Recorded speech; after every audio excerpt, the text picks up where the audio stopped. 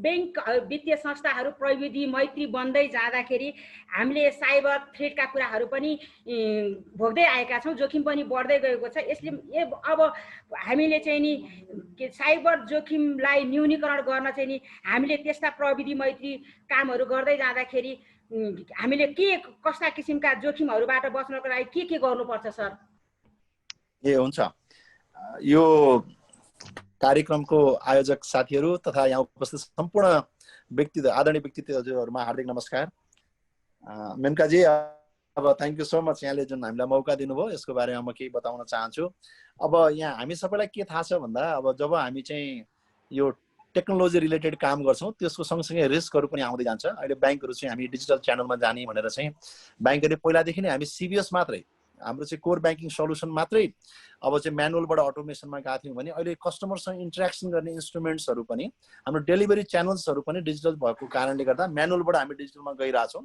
अहिले हामीले सकेसम्म ग्राहकहरूलाई घरबाट ननिस्किनुहोस्, घरबाटै ब्याङ्किङ गर्नुहोस् भनिरहेछौँ। हामी के भनिरहेछौँ भने मोबाइल ब्याङ्किङको प्रयोग गर्नुहोस्, इन्टरनेट ब्याङ्किङको प्रयोग गर्नुहोस्, कार्डको प्रयोग गर्नुहोस्, हजुरले क्यासको प्रयोग गर्दै नगर्नुहोस् भन्ने किसिमको कुराहरू गरिरहेछौँ। हाम्रो त अझ चाहना के भने एटिएममा पनि क्यासको कारोबार हुने हुनाले एटिएमलाई पनि डिस्करेजै गरौँ भन्ने हो। ब्याङ्कमा क्राउड हुने भावनाले तुलनात्मक रूपमा एटिएममा कम क्राउड हुन्छ भनेर एटिएम प्रयोग गर्नु एउटा बाटो भयो, तर त्यो पनि क्यास रिलेटेड ट्रान्जेक्सन चाहिँ हुने भयो हुनाले त्यो डिजिटल च्यानल होइन। एटिएमलाई चाहिँ हामी डिजिटल च्यानल भन्दैनौँ। मोबाइल ब्याङ्किङ, इन्टरनेट ब्याङ्किङ र कार्ड रिलेटेड ट्रान्जेक्सन्स नै अहिले चाहिँ डिजिटल च्यानल्सहरू हो, त्यो नै प्रयोग गरौँ भन्ने हाम्रो ग्राहकहरूलाई अनुरोध छ। तर त्योसँगै जोडिएर चाहिँ जोखिमहरू पनि आउँदो रहेछ। त्यही भएर मलाई लाग्छ केही वर्ष अगाडिदेखि राष्ट्र ब्याङ्कले अब इन्फर्मेसन टेक्नोलोजीमा तपाईँहरू धेरै फोकस गरिराख्नु भएको छ, म्यानुअलबाट अटोमेसन गरिराख्नु भएको छ, ब्रिक ब्याङ्किङबाट तपाईँहरू क्लिक ब्याङ्किङमा गइराख्नु भएको छ। अब तपाईँहरूले चाहिँ स्ट्रेन्थन गर्दै जानुपर्छ है यो भनेर चाहिँ राष्ट्र ब्याङ्कले हामीलाई इन्फर्मेसन सेक्युरिटी अफिसर पनि, आइएसओ पनि राख्नुपर्ने मेकानिजम्स रुल्सहरू पनि ल्याएको छ। र साथसाथै इन्फर्मेसन सेक्युरिटीको लागि हामीले जुन टेक्नोलोजी युज गरिरहेछौँ, टेक्नोलोजी चाहिँ कस्टमर ब्याङ्कमा पब्लिकको पैसा राखेका हुन्छौँ। अब हामीले हेऱ्यौँ भने क्यापिटल एडिक्युसी रेसियो हेऱ्यौँ भने अब कति होला, कोही ब्याङ्कको 12 होला, कोहीको 20 होला, अथवा डिपोजिट हामीले हेऱ्यौँ भने अथवा सेयर होल्डरको क्यापिटलको चाहिँ रेसियो हेऱ्यौँ भने टोटल एसेट्समा चाहिँ सेयर होल्डरको फन्ड भने त 12-15% होला। त्यो सेयर होल्डरको फन्डमा पनि ठुला सेयर होल्डर प्रमोटरहरूको चाहिँ कति होला, झन् त्यसको पनि आधी होला, आधी भन्दा पनि कम हुन सक्ला कतिपय केसमा चाहिँ। त्यो कारणले गर्दा पब्लिकको पैसा सुरक्षित हुनुपर्छ भनेपछि अब ह्याकिङका कुराहरू पनि हामी आइराखेका छौँ, क्र्याकिङका कुराहरू पनि आइराखेका छौँ भने चाहिँ त्यसबाट ब्याङ्कलाई कसरी बचाउने त भन्ने हिसाबले चाहिँ अहिले सबै ब्याङ्कहरूले चाहिँ इन्फर्मेसन सेक्युरिटी अफिसर राख्नु भएको छ, जुन चाहिँ रिस्क म्यानेजमेन्ट जस्तै हो। जसरी हामीले अहिले कर्जा प्रवाह गर्दा एउटा सेल्स फङ्सन हुन्छ, अर्को रिस्क फङ्सन हुन्छ, त्यसै गरी आइटी डिजिटल ब्याङ्किङहरू भनेको चाहिँ सेल्स फङ्सन्सहरू भयो, सपोर्ट फङ्सन्सहरू भयो, र कम्प्लिटली त्यसमा के इनहेरेन्ट रिस्कहरू छन्, त्यो रिस्कलाई कसरी मिटिगेट गर्न सकिन्छ भनेर चाहिँ अहिले ब्याङ्कहरूले चाहिँ इन्फर्मेसन सेक्युरिटी अफिसरहरू राख्नु भएको हुन्छ। र त्यसको अलावा इन्फर्मेसन सेक्युरिटी अफिसरले त डे टु डे रिस्क म्यानेजमेन्टको कुराहरू चेक गर्नुहुन्छ। त्यसको अलावा पिरियडिक रूपमा चाहिँ हामीले इन्फर्मेसन सेक्युरिटी अडिट पनि गर्नुपर्ने हुन्छ। अहिले राष्ट्र ब्याङ्कले त्यो डिरेक्सन दिएको छ र सबै ब्याङ्कहरूले मलाई लाग्छ विगत केही वर्षदेखि इन्फर्मेसन सेक्युरिटी अडिट पनि गर्नुहुन्छ। र त्यो अडिट गर्ने क्रममा चाहिँ के ग्याप्सहरू छन् त, इन्फर्मेसन सेक्युरिटीमा हुनुपर्ने, ब्याङ्कमा हुनुपर्ने यो इन्स्ट्रुमेन्ट हुनुपर्ने, यो टेक्नोलोजी युज गर्नुपर्ने, यो गर्नु भएको छैन भनेर इन्फर्मेसन सेक्युरिटी अडिटको क्रममा त्यो आएको हुन्छ। त्यसमा ठुलै खर्च लाग्छ। अहिले ब्याङ्कहरूको चाहिँ मेरो विचारमा टेक्नोलोजी रिलेटेड खर्च धेरै छँदै थियो, साथसाथै सेक्युरिटीमा पनि धेरै अहिले खर्च लागिरहेको छ। ब्याङ्कहरूले चाहिँ इन्फर्मेसन सेक्युरिटीमा पनि के इन्स्ट्रुमेन्ट्स र म धेरै टेक्निकल मान्छे नभएको हुनाले म भन्न सक्दिनँ। अहिले हाम्रो यहाँ एनएमबीको ब्याङ्कबाट सायद इन्फर्मेसन सेक्युरिटी अफिसर हुनुहुन्छ। त्यसै गरी मलाई लाग्छ अहिले मेनकाजीले चाहिँ अघि पनि उल्लेख गर्नुभएको थियो, यो आइटी एक्सपर्ट चाहिँ हाम्रो एनएमबी ब्याङ्कबाट के अरे माछापुच्छ्रे ब्याङ्कको साथीले पनि अहिले बताउनु होला, उहाँले टेक्नोलोजी रिलेटेड चिज उहाँले बताउनु होला। खालि म चाहिँ जेनरल प्रिन्सिपल कुरा गर्न चाहेँ। अहिले ब्याङ्कहरूले चाहिँ जसरी लोन दिँदाखेरि चाहिँ सेल्स र रिस्क फङ्सन फरक हुन्छ, त्यसै गरी टेक्नोलोजीमा पनि कुनै प्रोडक्ट चाहिँ हामीले लन्च गर्न लाग्यौँ, कुनै प्रोडक्ट चाहिँ बाई गर्न लाग्यौँ भने चाहिँ इन्फर्मेसन सेक्युरिटीको हिसाबले चाहिँ हामीले त्योलाई चाहिँ इन्फर्मेसन सेक्युरिटी अफिसरले चाहिँ त्यसलाई भेरिफाई गरेपछि मात्रै लन्च गर्ने चाहिँ सिस्टमहरू चाहिँ हामीले डेभलप गरिसकेका छौँ। त्यसरी ब्याङ्कहरूले चाहिँ अहिले इन्फर्मेसन सेक्युरिटीमा पनि ठुलो लगानी गरेको अवस्था छ। अहिले केही ब्याङ्कहरूले चाहिँ केही इन्सुरेन्स कम्पनीहरूले इन्फर्मेसन सेक्युरिटीको पनि इन्सुरेन्स गर्ने प्रोडक्टहरू पनि लिएर आउनु भएको छ। ब्याङ्कहरू त्यो चाहिँ नयाँ चिज भएको हुनाले अझ त्यसमा अध्ययन गर्दै हुनुहुन्छ। कति साथीहरू चाहिँ मलाई भन्दाखेरि चाहिँ अलिक प्रिमियम हायर साइडमा छ भन्ने कुराहरू पनि आइराखेको छ होइन। अब त्यसमा मलाई त्यति धेरै डिटेल थाहा भएन, अहिले टेक्निकल साथीहरूले त्यसमा बारेमा बताउनु होला। तर हामीले के चिज बिर्सनुहुन्न भने ब्याङ्कहरूमा सेक्युरिटी गार्ड हुँदै पनि हामी क्यासको इन्सुरेन्स गर्छौँ। जसरी हामीसँग इन्फर्मेसन सेक्युरिटी अफिसर हुनुहुन्छ, इन्फर्मेसन सेक्युरिटीको अडिट गर्छौँ र विभिन्न इन्स्ट्रुमेन्ट राख्छौँ। त्यसको अलावा पनि इन्सुरेन्स हुन सक्यो भने जस्ट इन केस भोलि कुनै घटना घटिहाल्यो भने त्यसको चाहिँ कन्ट्र्याक्ट अफ इन्डेमिनिटी हो आखिर इन्सुरेन्स भनेको। त हामीलाई लसहरूलाई चाहिँ कम्पेन्सेट हुन सक्छ। त्यो हुनाले इन्फर्मेसन सेक्युरिटीको चाहिँ जुन रिस्कलाई चाहिँ हेज गर्ने हिसाबले जुन इन्फर्मेसन सेक्युरिटीको चाहिँ जुन रिस्कलाई चाहिँ एउटा इन्सुरेन्स गर्ने जुन प्रोडक्टहरू चाहिँ इन्सुरेन्स कम्पनीहरूले ल्याउनु भएको छ, उहाँहरूप्रति म हार्दिक कृतज्ञता व्यक्त गर्न चाहन्छु। अब उहाँहरूले हामीलाई अलिक बढी बताउन बाँकी छ होला त्यसको लागि, अथवा हामीले बढी बुझ्न बाँकी हुन सक्ला। त्यो दुई पक्षको बिचमा संवाद गर्दै त्यो इन्सुरेन्सलाई कसरी चाहिँ अब युजफुल बनाउन सकिन्छ। त इन्सुरेन्सै नभइकन चल्ने हो भने त भिन्दै कुरा।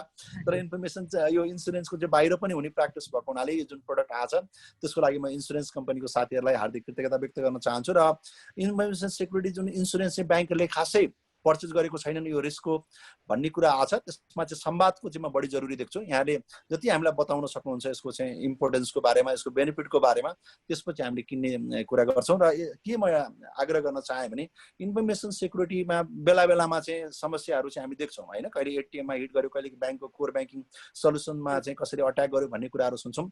तर ती घटनाहरू नेपालको सन्दर्भमा हेऱ्यौँ भने जुन ब्याङ्कको साइट छ त्यसको तुलनामा ती घटनाहरू भनेको फाटोफुट्टका घटनाहरू मात्रै हुन्। रुगाखोकी लाए जस्तै हो, तर रुगाखोकी लाग्दा पनि उपचार त गर्नुपर्ने हुन्छ। त्यो हुनाले यसमा चाहिँ के कसो गर्दा राम्रो हुन्छ भन्ने कुरो चाहिँ अब एक्सपर्ट साथीहरूको अहिले भ्यू सुन्छौँ। मैले खालि प्रिन्सिपलका कुराहरू मात्रै भने, एक्सपर्ट साथीहरूको भ्यू अनुसार चाहिँ हामी ब्याङ्किङ क्षेत्रले के कसो गर्नुपर्ने हो ताकि हाम्रो चाहिँ डेटा सेक्युरिटी, इन्फर्मेसन सेक्युरिटीमा चाहिँ हामीले अझ बढी स्ट्रेन्थन गर्न सक्छौँ, बिफअप गर्न सक्छौँ सेक्युरिटी सिस्टमलाई भन्नेमा we are always open for discussion. अब यहाँ साथीहरूको कुरा सुनौँ। यो मौका दिनुभएकोमा आर्थिक न्युज परिवारलाई हार्दिक कृतज्ञता व्यक्त गर्न चाहन्छु र यहाँ उपस्थित सबैलाई नमस्कार भन्दै मैले आफ्नो भनाइ यिनै राखेँ। Thank you so much. सरलाई धेरै धेरै धन्यवाद। उहाँले सैद्धान्तिक कुराहरू चाहिँ नि जोड्नु भएको छ। अब हामी विषय प्रवेशको लागि दिवस सरलाई जोड्न चाहन्छु म। उहाँ के अरे साइबर सेक्युरिटी सम्बन्धी विज्ञ हुनुहुन्छ र उहाँ के गर्यो भने चाहिँ नि हामी सेक्युर हुन सक्छौँ। हाम्रो वित्तीय हुन त सबै क्षेत्रमा उत्तिकै यो साइबर थ्रेट छ र हामीले ती कुराहरूलाई बिस्तारै जोड्दै पनि जानेछौँ। तर पनि वित्तीय क्षेत्र भनेको त्यस्तो जोखिमयुक्त क्षेत्र हो जसले चाहिँ नि हामीलाई छेडभरमै एउटा रित्तो बनाइदिन पनि सक्छ। हामी हाम्रा सबै डाटादेखि लिएर हाम्रा ब्याङ्किङ सिस्टममा रहेका सिस्टमहरू नै पनि हाम्रो हराउन सक्छन्, खोसिन सक्छ, लुक्न सक्छ। त्यही कारणले गर्दाखेरि चाहिँ नि म यसको बारेमा दिवस सरलाई के थ्रेड हुन सक्छ यो बारेमा विस्तृत रूपले जानकारी गराउनको लागि आग्रह गर्न चाहन्छु। धन्यवाद मेनुकाजी र सबै यहाँ प्यानलिस्टहरूलाई मेरो नमस्कार छ। अब साइबर सेक्युरिटीको कन्सर्न हुनु र यहाँ ब्याङ्कर र इन्सुरेन्सका चाहिँ एक्जिक्युटिभहरू एउटै थलोमा आज मैले भेटाएको छु। यो चाहिँ आर्थिक न्युजको लागि, आर्थिक न्युजलाई धन्यवाद छ। साइबर सेक्युरिटीको कुरा गर्दा पहिला कुरा गर्दा चाहिँ के हो भन्दाखेरि चाहिँ हामीले अहिले चाहे त्यो ब्याङ्किङ इन्डस्ट्री होस् अथवा इन्सुरेन्स इन्डस्ट्री होस्, दुवै चाहिँ टेक्नोलोजीमा हामीले भर गरिरहेछौँ। हाम्रा हरेक कुराहरू चाहिँ टेक्नोलोजी कम्प्युटर बेस्डमा छन् अथवा सर्भरमा छन् अथवा तिनीहरू चाहिँ नेटवर्कबाट ट्रान्सफर हुन्छन् भनेपछि अब हामीलाई चाहिँ यो टेक्नोलोजी रिसर्च र डिजाइन र रिसर्च इन्जिनियरिङ अथवा त्यसको बनोट चाहिँ नेपालमा भएको होइन। त्यसो भएर हामीलाई त्यसको कम्प्लिट नलेज छैन। हामीले पठाएको ठाउँमा मात्रै इमेल जान्छ कि अन्त पनि जान्छ त भन्दा त्यसको नलेज चाहिँ हामीसँग छैन। र अथवा चाहिँ कहाँ हाम्रा इन्ड पोइन्टहरू छन् हामीलाई डिटेल नलेज छैन। यसको मतलब चाहिँ के छ भने हाम्रो बिजनेस चाहे त्यो ब्याङ्किङ होस् अथवा इन्सुरेन्स हो अथवा गभर्मेन्ट बिजनेस हो अथवा प्राइभेट बिजनेस हो, ती सबैहरू चाहिँ रिस्कमा छन्। रिस्कमा भनेर चलाउँदै नचलाउने हो त अथवा चाहिँ हामीले बिजनेस त गरि नै रहेछौँ भन्ने चाहिँ प्रश्न उठ्न सक्छ। अब चलाउन त बिजनेस यसैमा राखेर चलाउनु पर्यो, यसको अरू कुनै उपाय छैन। हामी सेक्युरिटी एक्सपर्टहरूले चाहिँ के भन्छौँ भन्दाखेरि चाहिँ चलाउनुहोस् तर विथ सेक्युरिटी चलाउनुहोस्। विथ सेक्युरिटी भन्नाले चाहिँ अब मेरो काम चल्यो, मैले पेमेन्ट गरेँ अथवा मेरो चाहिँ बिजनेस चलिरहेछ मात्रै भएन कि म चाहिँ विथ सेक्युरिटी चाहिँ बिजनेस चलाउँछु भनेर त्यस्तो कमिटमेन्ट चाहियो। र अहिलेसम्म चाहिँ हामी ब्याङ्किङ नेपालमा ब्याङ्किङ भएका डिफ्रेन्ट केसेसहरू अलिअलि आइरहेछन्। अहिले भुवन सरले भन्नुभयो अहिलेसम्म डाइजेस्टिभ छन्। अब यसको मतलब के छ भने डाइजेस्टिभ भने हुनाले हामीले त्यति धेरै चिन्ता गर्नु परेन। तर हामीलाई चाहिँ अब अनडाइजेस्टिभ रिस्क र अनडाइजेस्टिभ थ्रेटहरू पनि आउन सक्छन्। त्यसको लागि हामीले प्रिपेरेसन गर्नुपर्छ र त्यस्तो जोखिमको चाहिँ हामीले व्यवस्थापन गर्नुपर्छ र व्यवस्थापन गर्न सकिन्छ। र त्यस्ता के हुन् त भनेर भन्दाखेरि चाहिँ सबैभन्दा पहिला चाहिँ हाम्रो इन्टर्नल एट्याकहरू कहाँबाट हुन्छन् भनेर त्यसको चाहिँ हामीले पहिला पत्ता लगाउनु पर्यो। र जसले चाहिँ त्यस सम्बन्धी कामै गरेको छैन अब अथवा त्यसमा जानु आवश्यक छैन, त्यसमा हामीले खर्च गर्नुपर्ने हुँदैन। तर यदि हाम्रो बिजनेस चाहिँ यदि आइटी सेक्टरमा राखेका छौँ, आइटी इन्फ्रास्ट्रक्चरहरूमा हाम्रो बिजनेस राखेका छौँ भने चाहिँ त्यो आइटीको रिस्क चाहिँ हामीले बोकेर बसेका छौँ। र आइटीको रिस्क चाहिँ नेपालमा मात्रै सीमित छैन। पैसा चोरी हुने, पैसा बोरामा राखेको थियो, चोरी भयो भने चाहिँ यो हिँडेर जाला अथवा कारमा जाला, गाडीमा जाला, कतै जाला, उसलाई समात्न सकिन्थ्यो। हामी चाहिँ बिजनेस नेपालमा गर्छौँ, तर इन्टरनेसनल एरियामा जति पनि आइटीका रिस्क छन् ती सबै हामीले बोकेर बसेका छौँ। र अहिलेसम्म यो किन धेरै भएको छैन त भनेर भन्दाखेरि चाहिँ इन्टरनेसनल्ली एट्याक हुने मेकानिजममा उनीहरूलाई त्यस्तो भ्यालु लागिरहेको छैन होला, त्यसो भएर चाहिँ एट्याक नभएको। तर अब के छ भने लोकल्ली एट्याकहरू पनि हुन सक्छन्। त्यसरी हामीले यसलाई चाहिँ व्यवस्थापन गर्नुपर्छ।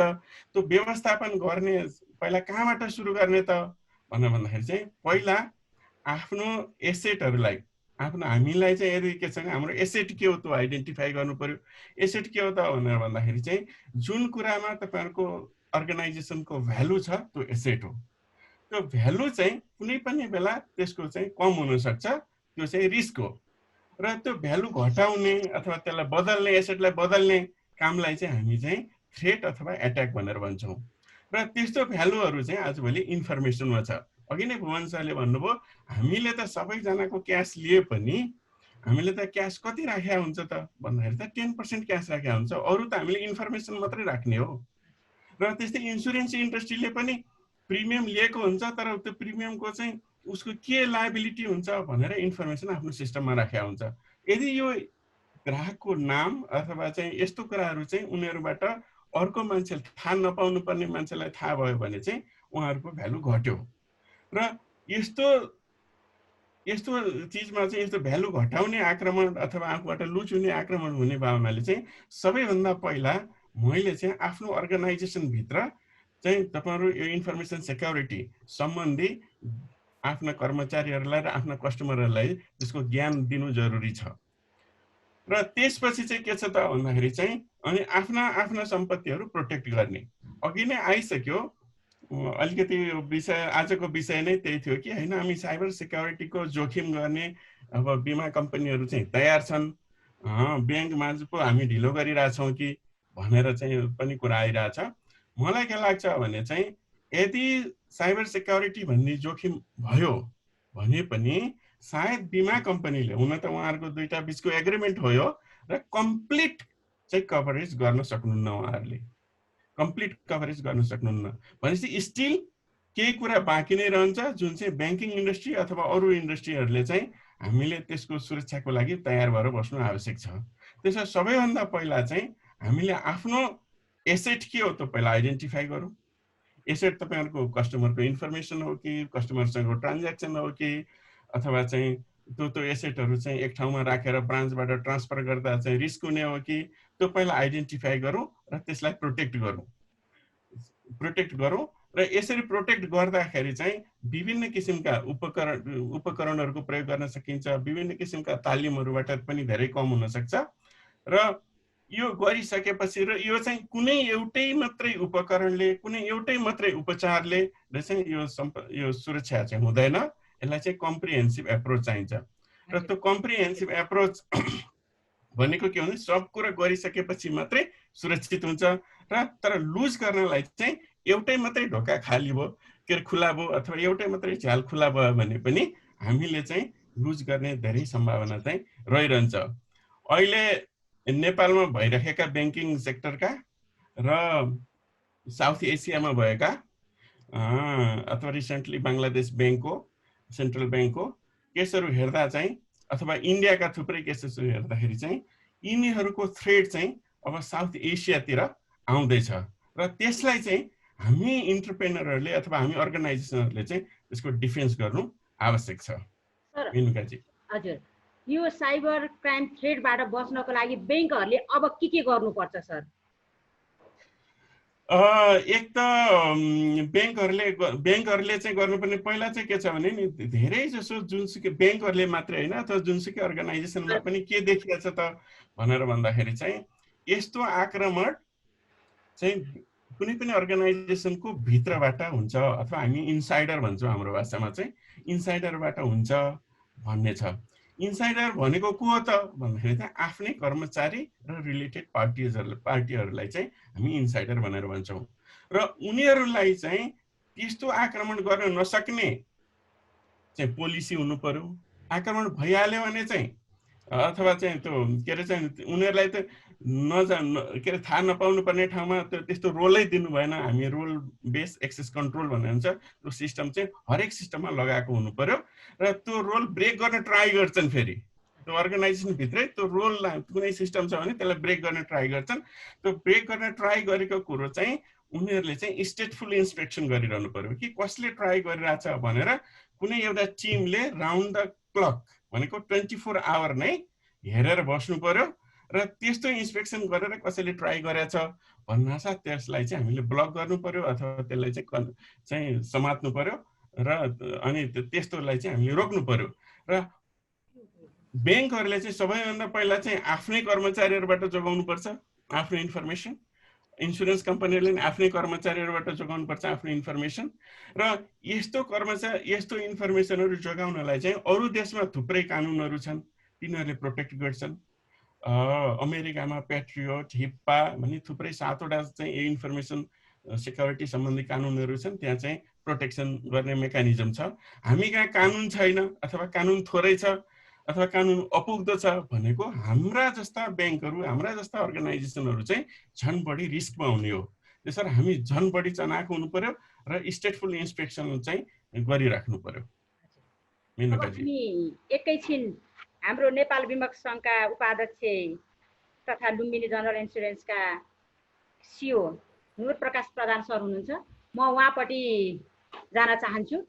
सर, हामीलाई यो थ्रेड पनि छ साइबरको र बिमाको कुरा पनि निस्क्यो, के हामी यो बिमा गर्नको लागि बिमा कम्पनीहरू तयार छौँ त सर?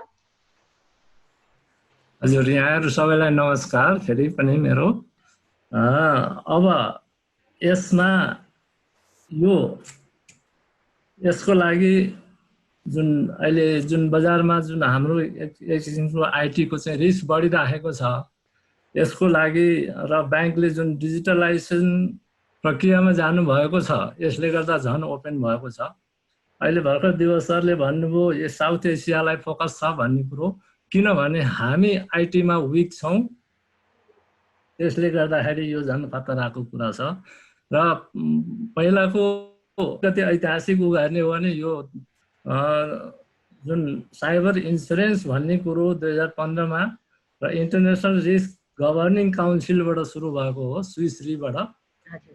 यसले गर्दाखेरि यो अति आवश्यक भएर ग्लोबली नै आवश्यक भएर यसलाई अगाडि सार्न खोजिएको छ र अहिलेको 5 वर्षको दौरानमा यो विकास भइसकेको छ र यो केही महँगो छ, त्यो अवश्य पनि हो।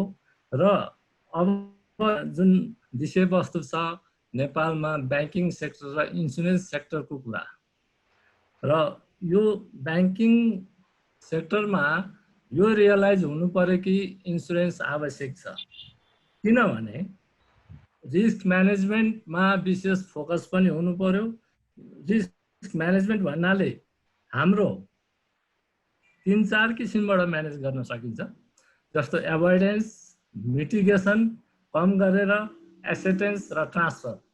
यो ब्याङ्किङ क्षेत्रको लागि किनभने ठुलो एमाउन्टमा हुने लस हुने सम्भावना रिस्क भएकोले गर्दाखेरि एभोइडेन्स पनि हुँदैन, मिटिगेसनबाट पनि काम चल्दैन र एसेटेन्सबाट पनि काम चल्दैन। मात्र यसको transfer is the best solution. Transfer भन्नाले रिस्क ट्रान्सफर भन्नाले इन्सुरेन्स कम्पनीबाट चाहिँ पोलिसी कभर गर्नुपर्छ। र अर्को तर्फबाट हेर्दाखेरि यो आर्थिक वित्तीय क्षेत्रमा ब्याङ्किङ र इन्सुरेन्स भन्ने कुरो एउटा क्वाइनको दुईटा पाटो हो, हेड एन्ड टेल भने जस्तै। त्यसकारण यो अति आवश्यक छ सपोर्टको लागि। र यो रिस्क म्यानेजमेन्ट हाम्रो परिप्रेक्ष्यमा अति नै कमजोर छौँ। ब्याङ्किङ क्षेत्र मात्र होइन, हाम्रो सोसियल सेक्टरमा पनि काठमाडौँको घर किन बिमा भएन भन्ने कुरो हामी रिस्कप्रति त्यति जागरुक छैनौँ। त्यसले गर्दाखेरि ब्याङ्किङ क्षेत्रले नै समयमै माग अगाडि बढाउनु पर्यो। यसको लागि साइबर इन्सुरेन्सको कुरा, त्यसको लागि सुरक्षा प्रदान गर्नको लागि हामी तत्पर छौँ, अगाडि नै छौँ। र केही ब्याङ्कहरूमा हामीले अलरेडी अफर पनि गरिसकेका छौँ। र अघि भुवन सरले भन्नुभयो यो केही महँगो भएको कारणले हो कि यसमा यो चाहिँ, किनभने हामीले सस्तो गरौँ भनेर हुँदैन।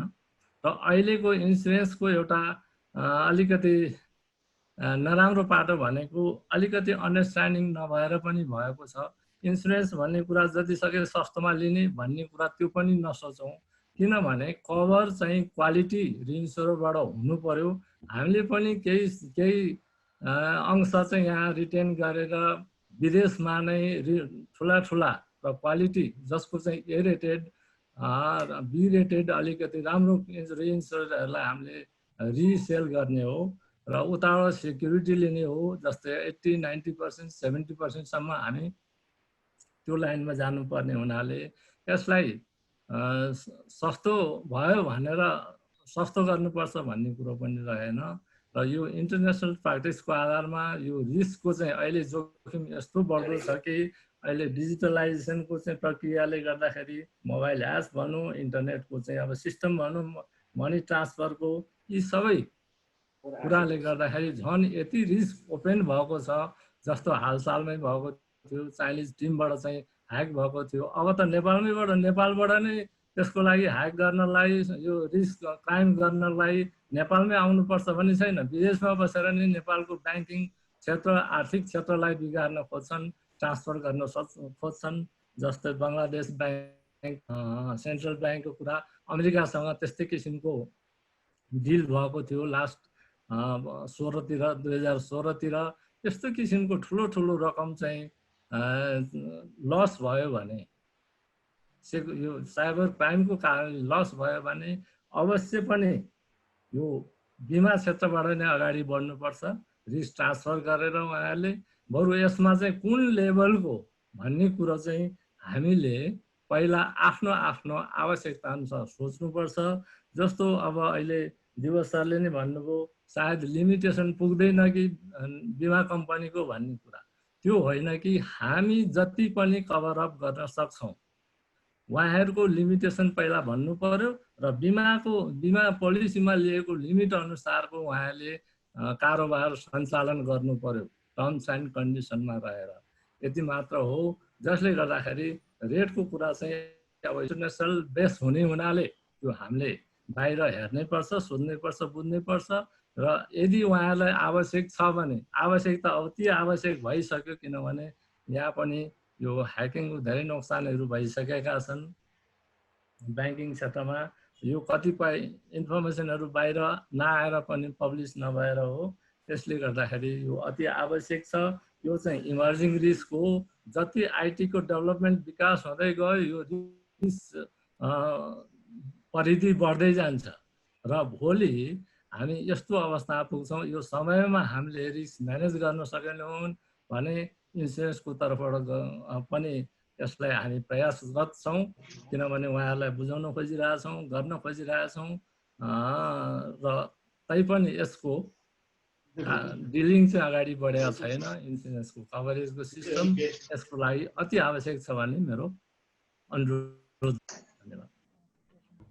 नमस्कार यहाँ सबैलाई। तपाईँको जुन प्रोग्राम यहाँले राख्नुभएको छ यो सान्दर्भिक पनि छ र हामी सबै एउटै फोरममा पनि बसेका छौँ। खास यो साइबर इन्सुरेन्स चाहिँ यस्तो छ, अहिले जति पनि इन्टरनेटसँग रिलेटेड बिजनेसहरू छ त्यसको लागि चाहिँ साइबर इन्सुरेन्स चाहिँ अपरिहार्य छ। र त्यसमाथि अहिले जुन हाम्रो अहिलेको पेन्डेमिक सिचुएसनले गर्दाखेरि हामी धेरै जसो कुरा चाहिँ ब्याङ्किङ सेक्टरमा चाहिँ अनलाइन मार्फत गरौँ भन्ने खालको कुरा छ। र त्यसमा एउटा रिस्क फ्याक्टरहरू चाहिँ बढ्दै गएको छ दिन प्रतिदिन। बाहिरतिर यो रिस्क फ्याक्टरहरू धेरै बढेको छ।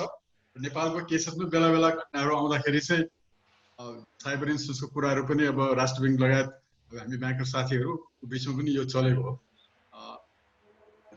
तत्पश्चात पनि हामीले के भने यो जुन मार्केटको सिनारियो छ वर्ल्ड वाइड होइन, जुन खालको रिस्कहरू जुन तपाईँको इन्टरनेटबाट त्यो फिसिङ स्क्यामहरू भयो, एक्सटर्सनको कुराहरू भयो, ह्याकिङको कुराहरू भयो, जुन तपाईँको ट्रान्जेक्सनको कारणले गर्दाखेरि जुन मोनिटरी लसेसहरू हुन्छ त्यसलाई कसरी कभर गर्ने भन्ने खालको पोलिसी यसमा हुन्छ। अघि दिवस सर हाम्रो भुवन सरले भने जस्तै के अरे टेक्नोलोजी माध्यमबाट चाहिँ यो कुराहरू चाहिँ सेक्युरिटीको पर्पसमा हामीले अगाडि बढेछौँ र यसमा एउटा ठुलो खर्च लागेको छ। खर्च त्यतापट्टि लागेको छ, इन्सुरेन्समा त्यति धेरै खर्च चाहिँ लाग्दैन, प्रिमियम त्यसरी धेरै लाग्दैन। जुन उताको जुन हामीले टेक्नोलोजीको आधारमा जुन पैसाहरू खर्च गर्छौँ सेक्युरिटी सिस्टमको लागि त्यो हिसाबले चाहिँ लाग्दैन। तर रहेको कुरा कि यो नयाँ पोलिसी भएको हुनाले चाहिँ कति लिगल कन्सिक्वेन्सेसको कुराहरू पनि आउँछ। यसले कभर के गर्छ के गर्दैन भन्ने खालको कुराहरू आउँछ र लिगल्ली पनि यो यसमा चाहिँ कस्तो छ नि दुईवटा कुरा हुन्छ। पोलिसीको टाइप चाहिँ दुईवटा हुन्छ। बेसिकली अहिले हामीले साइबर सेक्युरिटीको कुरा गर्दाखेरि ब्याङ्कलाई मात्रै फोकस गर्छौँ। ब्याङ्कलाई मात्रै होइन, यो एउटा इन्डिभिजुअल कम्पनी होस् या इन्डिभिजुअल व्यक्तिले पनि अब त्यो इन्टरनेट माध्यमबाट कुनै काम कारवाही या तपाईँको ट्रान्जेक्सन गर्नुहुन्छ उहाँलाई पनि यो अति आवश्यक छ।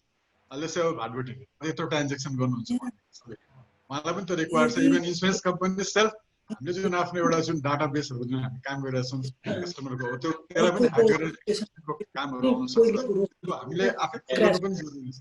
त्यो हिसाबले जब नेपालमा एक दुईवटा घटना घटेपछि चाहिँ त्यो इन्सुरेन्स गर्नुपर्छ भन्ने खालको कुरा आएर हामीले चाहिँ केही पोलिसीहरू डेभलप पनि गर्यो र यो पनि नयाँ पोलिसी भएको हुनाले अब हामीलाई पनि त्यति साह्रो एक्सपिरियन्स त छैन, किन यो प्योरली टेक्निकल बेस भएको हुनाले यसले के कभर गर्छ। जस्तो अब हामीले जहाजको इन्सुरेन्स गर्छौँ होइन, अब जहाजको त्यो टोटली सबै कुरा थाहा हुँदैन, तर अब क्लेमको कुरा या प्रोसेस या तपाईँको ल्याबिलिटीको कुरा चाहिँ इन्सुरेन्स कम्पनीले थाहा हुन्छ। एउटा राम्रो पछि इन्सुरेन्समा के छ भने हजुरले जुन सब्जेक्ट म्याटरलाई इन्सुरेन्स गर्नुहुन्छ त्यसको ल्याबिलिटी के हो भन्ने कुरा चाहिँ हामीलाई चाहिँ थोर बहुत राम्रै ज्ञान हुन्छ। त्यो बाहिर जुन हामीले थ्योरिटिकल पढौँ या नलेज वाइज पढौँ त्यो कुरा चाहिँ ज्ञान चाहिँ राम्रो हुन्छ। त्यो हिसाबले अगाडि बढ्ने हो। त्यसमा चाहिँ अब जुन अघि मैले भने जुन त्यो ह्याकिङको कुरा एक्सटेन्सनको कुराहरू त्यसको कारणले जुन ट्रान्जेक्सनहरू हुन्छ त्यसको एउटा माल फङ्सनको कुराहरू भयो होइन। तपाईँको डाटाबेसलाई केही 11 खण्डमा त्योहरू कभर गर्छ भने साथसाथमा यसको थर्ड पार्टी लायबिलिटिजको कुराहरू पनि आउँछ। तेस्रो पक्षको कारणले जस्तो अब अघि यहाँले कुरा गर्दाखेरि अब नेपालको यो घटना चाहिँ नेपालबाटै हुन्छ भन्ने पनि छैन, त्यसलाई विदेशमा बसेर पनि त्यो घटना गरि सकिन्छ। र थर्ड पार्टीको कुरामा त्यसलाई अब कसरी रिभाइभ गर्ने या त्यसको तपाईँको रिकभरी कसरी गर्ने भन्ने खालको कुरामा चाहिँ तपाईँको त्यो लिगल एक्सपेन्सेसहरू पनि इन्सुरेन्स कम्पनीले त्यसमा बियर गरेको हुन्छ। र यसको पार्ट चाहिँ यसरी नै हो। अब यहाँले भने जस्तै इन्सुरेन्स भने कस्तो नि दुःखको साथी, यहाँले सबै कुरा गर्दा पनि अब यो अनसर्टेन छ, त्यसको बावजुद पनि बियोन्ड कन्ट्रोल कुनै इन्सिडेन्ट भयो भने इन्सुरेन्सको कुरा आउने हो। यो साइबर सेक्युरिटीमा यही छ। यहाँले आइटीमा जुन खर्च गरिराख्नु भएको छ होइन त्यसको लागि सेक्युरिटीको त्यत्तिकै खर्च थ्रेडहरू त्यति छ, त्यही अनुसारले तपाईँको थुप्रै टेक्निकल एस्पेक्टबाट तपाईँहरूले चाहिँ यो सेक्युरिटी कसरी लिने भनेर त्यसमा हामी खर्च गरिरहेको छ। साथसाथमा इन्सुरेन्स पनि लिँदैन, त्यसको बावजुद पनि कुनै घटना घटेपछि किन यो कस्तो हुन्छ नि अब जस्तो अब हामी कुरा गरौँ न अब चोर पुलिसकै होइन, पुलिस छ भनेर चोर नहुने त होइन नि।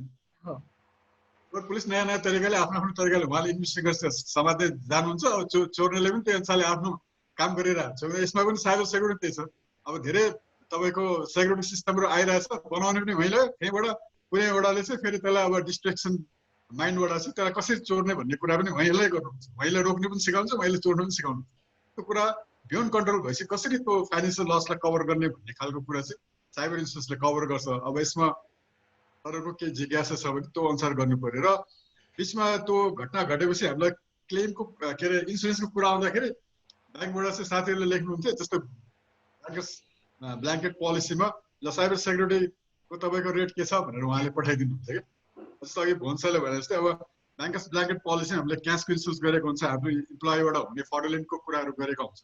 अब तपाईँको अब हामीले सेक्युरिटी गार्ड होइन थुप्रै अहिले तपाईँको आइटीको उसबाट पनि हामीले धेरै सिसिटिभीहरू राखेर अरू माध्यमबाट पनि त्यसलाई सेक्युरिटी चाहिँ गरिरहेको छ। त्यसको बावजुद पनि हुन्छ भनेर जसरी इन्सुरेन्स गर्छौँ त्यसरी नै साइबर सेक्युरिटीको धेरै टेक्नोलोजीबाट यसलाई चाहिँ रोकथाम गर्दा पनि यसको बावजुद पनि कुनै लस हुन्छ नि यो इन्सुरेन्स गर्नु जरुरी छ र यसको लागि के हुन्छ नि अब हामीसँग त्यस्तो एक्सपिरियन्स नभएको हुनाले उहाँहरूले हामीलाई एउटा चाहिँ ट्रान्जेक्सन जस्तो ब्याङ्कर्स ब्ल्याङ्केट पोलिसीमा उहाँको ट्रान्जेक्सन कति छ सारा ब्रान्चमा कति पैसा बस्छ र सबभन्दा धेरै ठाउँमा कति बस्छ त्यो म्याक्सिमम लायबिलिटी एकचोटिमा कति हुन्छ भन्ने खालको चाहिँ उहाँले सम इन्स्योर डिक्लेयर गर्नुहुन्छ त्यो अनुसारले उहाँले हामीलाई यति बराबरको चाहिँ साइबर सेक्युरिटी रिस्क चाहिएको भनेको खण्डमा चाहिँ हामीले त्यो अनुसारको एरेन्जमेन्ट गरेर जति पनि हामीले इन्सुरेन्स गर्न सक्छौँ र डिपेन्ड के रह्यो भने यहाँले तपाईँको जुन लायबिलिटी रिस्क ट्रान्सफर जुन सेयरिङ गर्दै हुन्छ त्यसको एगेन्स्टमा प्रिमियम बुझाउनुपर्छ त्यसको त्यो गर्दाखेरि यहाँले अलिकति जुन हाम्रो प्रपोजल फर्म हुन्छ एउटा एग्रिमेन्ट गर्दाखेरि त्यसमा चाहिँ अब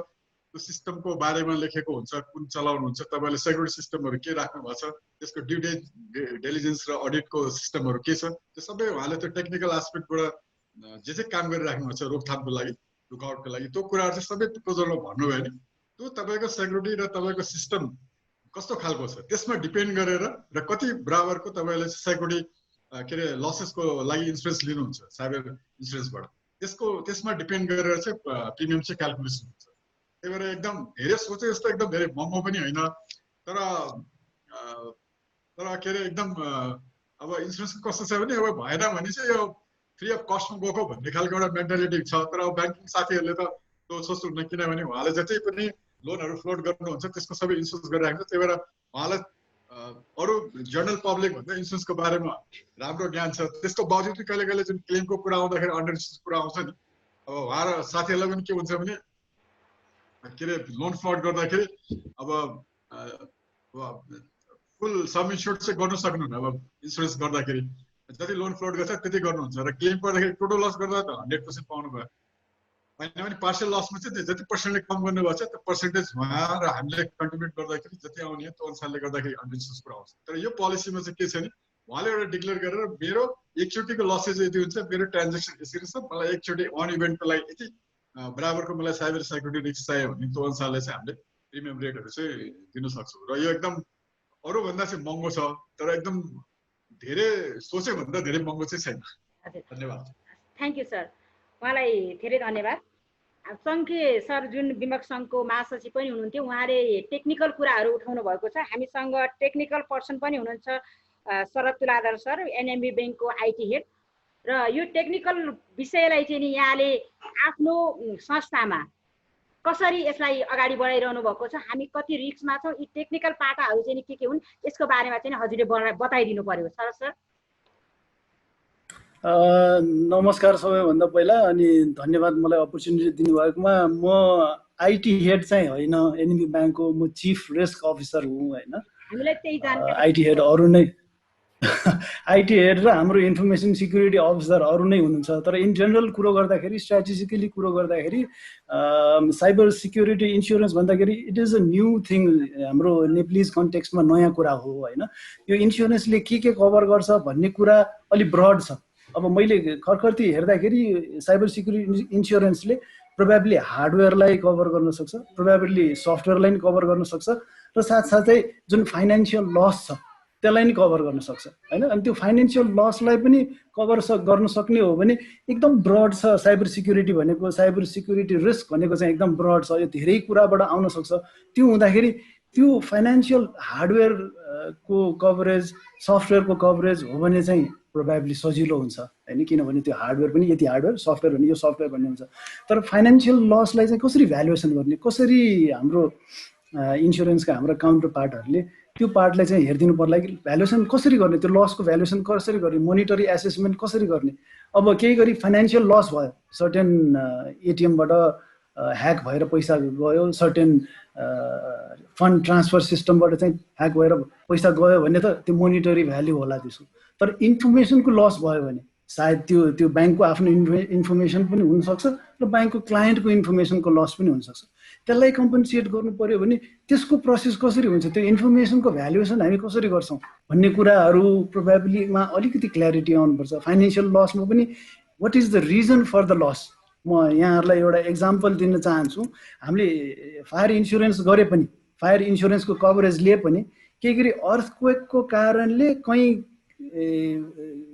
आगो निस्किएर त्यो आगोबाट चाहिँ क्षति भयो भने अर्थक्वेकको इन्सुरेन्स गरेछ भने त्यो छैन भने त्यो आगो लागेबाट भएको क्षति भए पनि अर्थक्वेकको कारणले भएको आग लागेको हुनाले त्यसलाई कभरेज नहुन सक्ने प्रोबेबिलिटी हुनसक्छ। त्यसकारण इन्सुरेन्सको कभरेजको दायरा पनि एकदम ब्रड छ। उहाँहरूको पनि सर्टेन टर्म्स एन्ड कन्डिसन हुन्छ। पहिला त्यो लस क्रिएट गर्ने कज अफ द लस चाहिँ एसर्टन गर्नुपर्छ र त्यो अनुसारको कभरेज ल्याए हुनुपर्छ। अर्को चाहिँ त्यसको भ्यालुएसनको मेथड। त्यसकारण भ्यालुएसनको मेथड हेर्नु पर्यो र त्यसलाई कसरी भ्यालुएसन गर्ने भन्ने कुराहरू चाहिँ मा क्ल्यारिटी आयो भने देन प्रोबेबली यस आजको दिनमा हामीले अघि कुरा गर्दाखेरि ब्याङ्कमा जनरली साइबर सिक्युरिटीको रिस्क चाहिँ इन्टरनली आउँछ भने इन्टरनली यस डेफिनेटली इन्टरनली पनि हुनसक्छ। तर हामीले के बुझ्नुपर्छ भने साइबर सिक्युरिटी भनेपछि हामी आजको दिनमा इन्टरनेसनली कनेक्टेड छौँ। ब्याङ्क्सहरू इन्टरनेसनली कनेक्टेड छौँ। हाम्रो नेटवर्कको कनेक्सन भनेको इन्टरनेटको माध्यमबाट अरू कुनै माध्यमबाट वर्ल्ड वाइड कनेक्टेड भइरहेका हुन्छौँ। चाहे त्यो इमेल होस् अथवा हाम्रो अर्को ब्याङ्किङको कुनै अर्को सराउन्डिङ सिस्टम होस्, त्यो कनेक्ट हुँदाखेरि टेक्नोलोजी त एभ्रिडे चेन्जिङ छ। एभ्रिडे चेन्जिङ हुँदाखेरि त्यसलाई अपग्रेड गर्दै गइरहेछौँ कि छैनौँ होइन। सफ्टवेयरको लाइसेन्सहरू हामीले एप्रोप्रिएट लिएका छौँ कि छैनौँ, सफ्टवेयरहरूलाई अपडेट गरिरहेका छौँ कि छैनौँ, त्यो आदि इत्यादि कुरा हुन्छ। हामी पुरानो सफ्टवेयर लिएर 5 वर्षपछि चाहिँ इन्सुरेन्स क्लेम गर्नुभयो भने तपाईँले अपडेट किन गर्नु भएन? तपाईँलाई त 6 महिनामा अपडेट आउँदो रहेछ, त्यो अपडेट नगरेको कारण तपाईँलाई लस भयो भनेर भन्न सक्छ होइन। ती कुराहरू छन्। हार्डवेयरको क्यापेसिटी हामीले अपग्रेड गर्नुपर्छ भन्ने एग्रिमेन्ट हुन्छ कि? सो हार्डवेयरको वेयर एन्ड टियरको कारणले चाहिँ लस हुन सक्ने कारण हुनसक्छ कि? अर्को साइबर सिक्युरिटीमा सबै चिज छ हामीसँग एन्टिभाइरस पनि छ, हामीसँग सिस्टमको फायरवाल पनि छ, हामीसँग नेटवर्कको प्रोटेक्सन पनि छ। तर कुनै टाइममा त्यो पावर आउटेज भइदियो, यहाँहरूले बुझ्नुभयो भने बत्ती जाँदाखेरि त्यो बत्ती अनइन्टरप्टेड सप्लाई हुनुपर्ने आवश्यकता हुनसक्छ सर्टेन ठाउँमा। त्यो केही गरी बत्ती गइदियो र अर्को पावरमा त्यो जुन सिक्युरिटीको लागि राखेका सामानहरू बत्ती नभएको कारणले चलेन भने त्यसले गर्दा सिक्युरिटी रिस्क आयो भने त्यो अर्को रिस्क भयो फेरि। सो यो रिस्क भनेको हजुरहरूको यो टेक्नोलोजी हार्डवेयर सफ्टवेयरमा मात्र सीमित हुँदैन, धेरै कुरामा सीमित हुनसक्छ। र साइबर सिक्युरिटी भनेपछि आजको दिनमा आज हामीले एउटा म्यालवेयरलाई एउटा भाइरसलाई चाहिँ कन्ट्रोल गऱ्यौँ भने भोलि अर्को नयाँ खालको म्यालवेयर आउँछ, नयाँ खालको ट्रोजन आउन सक्छ, नयाँ खालको भाइरस आउन सक्छ होइन। नयाँ खालको प्रविधि ल्याएर जुन ह्याकर्सहरू छ उनीहरू पनि every day they are working on it. हामीले आज 1 लाई प्रोटेक्ट गर्नलाई 2 बनायो भने उनीहरूले 2 लाई चाहिँ ब्रेक गर्नलाई चाहिँ उनीहरूले 3 बनाउँछन्। So this is an ongoing process होइन। स्प्याम इमेल्सहरू आउँछ, इमेललाई मात्र कन्ट्रोल गर्दाखेरि इमेल खोल्दा मात्र पनि तपाईँको कम्प्युटरमा केही भित्र छिर्न सक्छ र त्यसले गर्दाखेरि नेटवर्कमा अरू चिजहरूलाई इम्प्याक्ट पार्न सक्छ। अनि त्यसकारण साइबर सिक्युरिटीमा आउने रिस्कहरू चारैतिरबाट आउन सक्छन्, धेरै फ्याक्टर्सबाट आउन सक्छ। त्यसकारण यसको कभरेज दिँदाखेरि हामीले विभिन्न खालको कभरेज मैले अहिले भने हार्डवेयर सफ्टवेयर र फाइनेन्सियल अनि इन्फर्मेसनको रिस्क, इन्फर्मेसन लसको रिस्क, यो सबै रिस्कहरू सबैभन्दा पहिला छुटाउनु पर्यो र त्यस रिस्कहरू के कारणले कुन कजले हुनसक्छ त्यो कजेसहरू थाहा पाउनु पर्यो। यो दुईटाको कम्बिनेसन राखेर अनि हाम्रो इन्सुरेन्स कभरेज दिने काउन्टर पार्टहरूले कसरी कभरेज दिन सक्नुहुन्छ भन्ने कुराको अलिकति विस्तृत इन्फर्मेसन भयो भने चाहिँ यस डेफिनेटली ब्याङ्क्सहरूको लागि त आजको दिनमा सबभन्दा ठुलो च्यालेन्ज भन्ने के भने हामी आज ए बनाएर हामीले हाम्रो ब्याङ्कलाई सिक्योर गऱ्यौँ, हाम्रो नेटवर्कलाई सिक्योर गऱ्यौँ भने ह्याकर्सहरूले त त्यसमा काम गरेर 3 दिनपछि फेरि अर्को नयाँ चिज ल्याउन सक्छन्।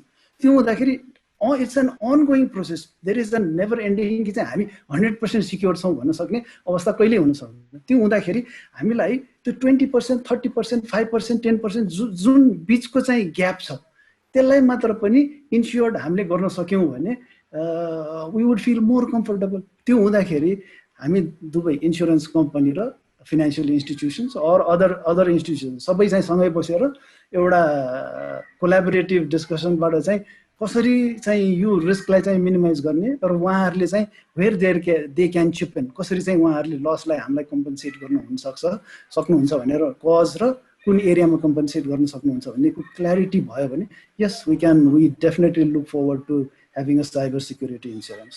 Thank you. Thank you. धन्यवाद सर हजुरलाई।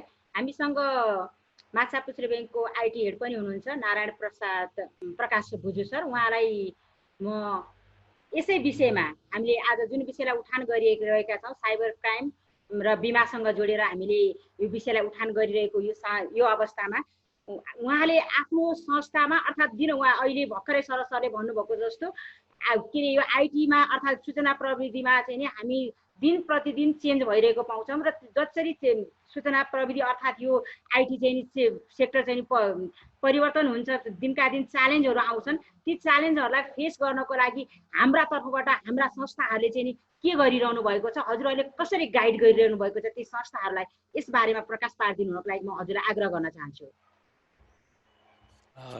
धन्यवाद। नमस्ते सबैलाई। म नारायण प्रकाश बोजू, माछापुच्छ्रे ब्याङ्कको चिफ टेक्नोलोजी अफिसर। अब यस्तो छ, हुन त अब मैले यसको आजको प्रोग्रामको अलि ढिलो चाहिँ इन्फर्मेसन पाएँ है, मलाई थिएन। तर अहिले चाहिँ कस्तो छ भन्दाखेरि अघि सरले भन्नु जस्तो अहिलेको केसमा चाहिँ इन्सुरेन्स कम्पनीहरूले चाहिँ हाम्रो हार्डवेयरको इन्सुरेन्स, डिभाइसेसको इन्सुरेन्स चाहिँ भइराखेको अवस्था छ। तर उहाँले भन्नु जस्तो अब साइबर थ्रेट भनेको अहिलेको एकदम जल्लो बल्लो र एकदमै ठुलो चाहिँ रिस्कमा पर्ने एउटा सेगमेन्ट हो ब्याङ्कको लागि। र अब ब्याङ्कमा चाहिँ अब हामीले आफ्नो लेभलबाट सक्दो चाहिँ धेरै यसलाई म्यानेज गर्न आफ्नो लेभलबाट सबैले म्यानेज गरिरहेछन्। तर अहिलेको केसमा कुनै पनि त्यस्तो इन्सिडेन्ट भयो भने त्यसको सबै चाहिँ लायबिलिटी ब्याङ्कले लिइरहनु परेको अवस्था छ। अहिले चाहे त्यो डाटा ब्रिच भएको अवस्थामा होस्, साइबर अट्याक भएको उसमा होस् होइन।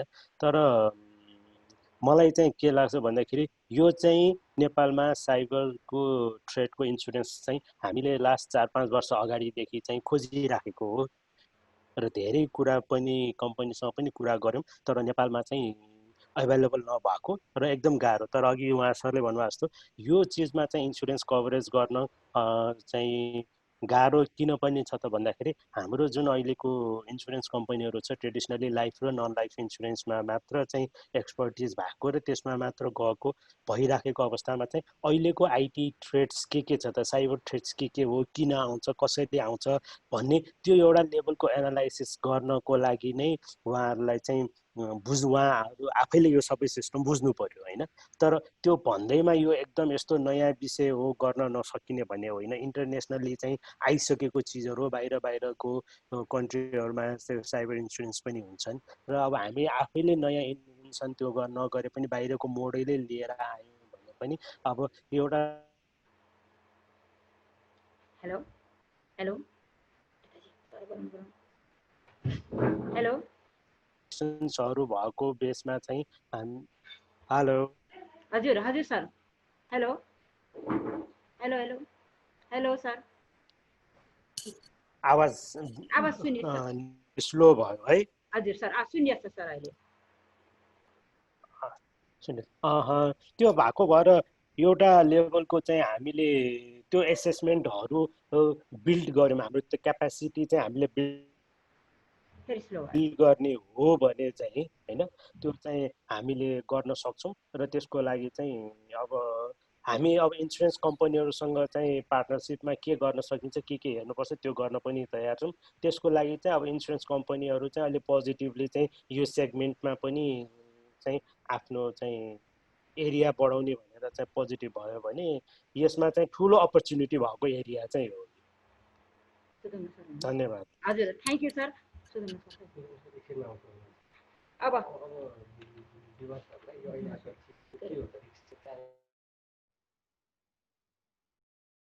सरलाई आमन्त्रण गर्न चाहन्छु। दिवस सर फेरि एकपटक मैले यहाँलाई आमन्त्रण गरेँ। हुन्छ म्याम। हजुर यी सबै कुराहरू आए नि सर, यसलाई चाहिँ हामी कसरी व्यवस्थापन गर्न सक्छौँ? जति कुराहरू आयो बिमा कम्पनीहरूबाट अनि ब्याङ्कबाट अनि हाम्रा आइटी जसले चाहिँ प्रविधिमा काम गरिरहनु भएको छ यो सब सेक्टरलाई सेक्योर राख्नको लागि यी कुराहरूलाई एडजस्ट कसरी गर्न सक्छौँ हामी सर? यसको बारेमा हजुरले भनिदिनु पर्यो। इन्सुरेन्स चाहिँ आफैमा दुईटा कम्पनी बिचको कन्ट्र्याक्ट एग्रिमेन्ट हो र कन्ट्र्याक्ट एग्रिमेन्ट भएको हुनाले चाहिँ कन्ट्र्याक्टमा परेका चिजहरूको मात्रै जोखिम वहन हुन्छ। अब इन्सुरेन्स इन्डस्ट्रीका सरहरूले भन्नुभयो हामी त सबै गर्न तयार छौँ होइन। अनि ब्याङ्कमा के पार्ने हो त? अब साइबर एट्याक अथवा साइबर सम्बन्धी इन्सुरेन्समा चाहिँ कुन एक्टिभिटी कुन चाहिँ क्षतिलाई चाहिँ जोखिम पार्ने हो त्यसको लिस्टिङ गरौँ, त्यो लिस्टिङ अनुसारको चाहिँ पैसा तिर्नुहोस्, प्रिमियम तिर्नुहोस्, हामी चाहिँ गर्न तयार छौँ भनेर चाहिँ अब इन्सुरेन्स इन्डस्ट्रीका सरहरूले भन्नुभयो। अब यसमा चाहिँ इन्टरनेसनल प्र्याक्टिस पनि के छ भन्दाखेरि चाहिँ अब सबै देशमा एकदम ब्ल्याङ्केट वाइज कभरेज भएको इन्सुरेन्स, यो साइबर सेक्युरिटीमा इन्सुरेन्स चाहिँ भएको पाइँदैन र यो एग्रिमेन्ट भएको हुनाले चाहिँ पहिले थाहा भएका जोखिमहरूको मात्रै चाहिँ सायद जोखिम उहाँहरूले वहन गर्नुहुन्छ र त्यही जोखिम वहन गर्नुको आधारमा उहाँले भन्नुभयो कि पहिला हामी लिस्टिङ गर्छौँ, लिस्टिङको आधारमा हामी प्रिमियम चाहिँ लगाउँछौँ र प्रिमियम तिर्नुहोस् भइहाल्छ भनेर भन्नुभयो, जुन चाहिँ स्ट्रेट फरवर्ड पनि हुनसक्छ र यो अन्त भएकै प्र्याक्टिस भएको हुनाले चाहिँ यो हुँदै नहुने भन्ने चाहिँ छैन। तर मेरो कन्सर्न चाहिँ के हो भनेर भन्दाखेरि चाहिँ अब ब्याङ्कहरूले इन्सुरेन्स गर्ने हो भने चाहिँ पहिले एक्टिभिटीहरू लिस्ट गर्नु पर्यो, पहिला आफ्नो रिस्कको चाहिँ एरियाहरू चाहिँ आइडेन्टिफाई गर्नु पर्यो र अनि त्यसलाई चाहिँ त्यो रिस्कको ट्रान्सफर चाहिँ इन्सुरेन्स कम्पनीहरूलाई दिनु पर्यो र इन्सुरेन्स कम्पनीहरूले पनि चाहिँ के गर्नु पर्यो त भन्दाखेरि चाहिँ हुन त उहाँहरूसँग प्रिडिफाइन हुन्छ, एकदम सानो अक्षरमा पुरा लेखिएको हुन्छ इन्सुरेन्स पेपरहरू पनि। र मेरो व्यक्तिगत कुरा गर्ने हो भने त मैले कति ठाउँमा साइन गरेँ भने त मैले आफूले चाहिँ पढ्न मेरो चस्माले पनि भ्याउँदैन, त्यति सानोमा कन्डिसनहरू चाहिँ हुन्छन्। अनि यो किन भएन त भन्दा सर यो क्लजमा यस्तो लेखेको थियो भनेर भन्ने हुन्छ, त्यो चाहिँ त्यस्तो चाहिँ अब कर्पोरेट लेभलमा चाहिँ सायद हुँदैन। तर मलाई अघि चङ्की सरले चाहिँ हामीले 2 किसिमका पोलिसीहरू छन् हामीसँग, त्यसमा सायद फरक लेभलको कभर गर्छन् भन्न खोज्नुभयो होला त्यो स्किममा। यो इन्सुरेन्स सम्बन्धी कुरा आएको हुनाले मैले यही प्लेटफर्ममा चाहिँ के भन्न चाहेँ भने यो 22 फेब्रुअरी 2011 मा न्युजिल्यान्डको क्राइस्ट चर्चमा चाहिँ भूकम्प गएको थियो। अनि भूकम्प गएपछि क्राइस्ट चर्च सहर अलमोस्ट चाहिँ कोल्याप्स भएको थियो भनेको आजभन्दा 9 वर्ष अगाडि। अनि म 2 वर्ष अगाडि त्यहाँ पुग्दाखेरि यो किन बनेन त, यो त यत्रो 7-8 वर्ष भइसक्यो, न्युजिल्यान्ड जस्तो देशमा किन बनेन यो भनेर मैले क्वेसन गर्दाखेरि चाहिँ होइन यहाँ बिल्डिङ के अरे चाहिँ इन्सुरेन्स गर्ने पनि यही बिल्डिङमा परे, त्यस भएर उनीहरूले चाहिँ पे गर्न सकेनन् भनेर चाहिँ भन्थे। त्यस कारण के छ भने यदि रिइन्सुरेन्स चाहिँ यदि अर्को ठाउँमा हुँदैन भने चाहिँ नेपालको रिस्क चाहिँ नेपालले मात्रै वहन गर्न नसक्न सक्छ, किनभने एउटै एट्याक ब्याङ्क र इन्सुरेन्स इन्डस्ट्रीलाई दुवैपल्ट एकैचोटि भयो भने त उनीहरू पनि त जोखिममा हुन्छन्। यो रिइन्सुरेन्स कहाँ हुन्छ मेरो भनेर ब्याङ्कहरूले पनि खोज्नु पर्यो र आफ्नो एग्रिमेन्टमा चाहिँ पढाइका साथ हरेक एक्टिभिटीलाई लिस्टिङ गर्न सक्नु पर्यो र अनि त्यति पैसा तिरेपछि उहाँले गर्नुहुन्छ। सायद चाहिँ मलाई त्यसो भयो भने ठिक होला जस्तो लाग्छ मलाई। म एकैछिन भोजराज सरलाई जोड्न चाहे यसमा। भोजराज सर,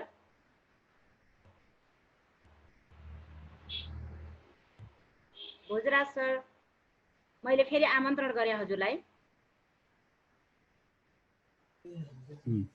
हेलो, हजुर सर, सुनिन्छ है? सुनिन्छ है?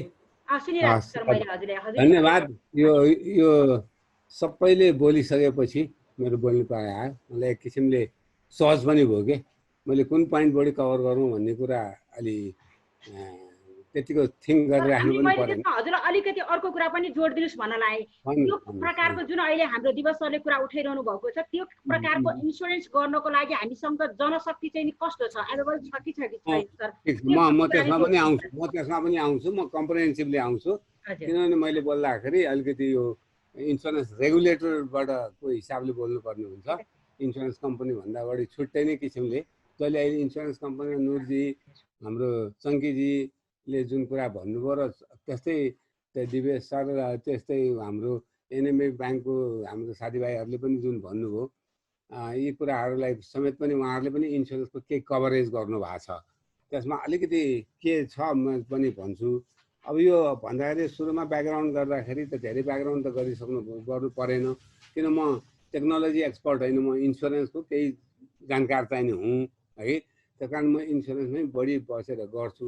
तैपनि अब मैले हेर्दाखेरि चाहिँ नि यो साइबर रिस्क, यो टेक्नोलोजी जति क्रिएट हुँदै गयो, आफ्नो टेक्नोलोजीलाई कोपअप गर्नको लागि इन्सुरेन्स आउने हो। हेर्नुहोस्, पहिला इन्सुरेन्स भनेको बहुत सिम्पल थियो, लाइफ इन्सुरेन्स थियो, अलिअलि 1666 मा यो के ग्रेट फायर भएको हुनाले र अलिकति हो यसले फायरले यस्तो पनि गर्न सक्दो रहेछ, सहर स्वाह गर्न सक्दो रहेछ भनेर अलिकति चाहिँ फायर इन्सुरेन्सको पनि एउटा आयो, फायर इन्सुरेन्स पनि आएर त्यो डेभलप भएको थियो।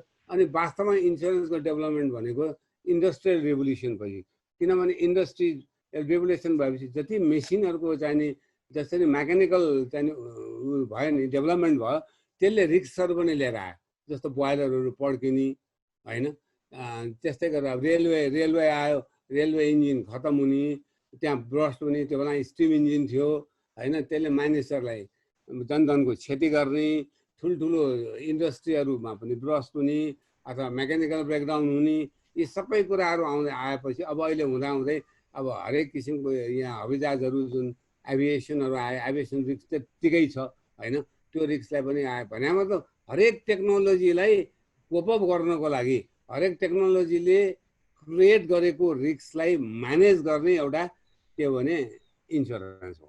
इन्सुरेन्स भनेको टेक्नोलोजीले क्रिएट गरेको अथवा टेक्नोलोजीले होस्, चाहे ह्युमन ओरिजिनेसन होस्, चाहे नेचुरल हेजार्ड होस्, चाहे क्याटास्ट्रोफिक होस्, यी सबै कुराहरूबाट त्यसको रिस्क जे छ त्यसलाई सूक्ष्म एनालाइसिस गरेर त्यसको रिस्क कभरेज हुन्छ।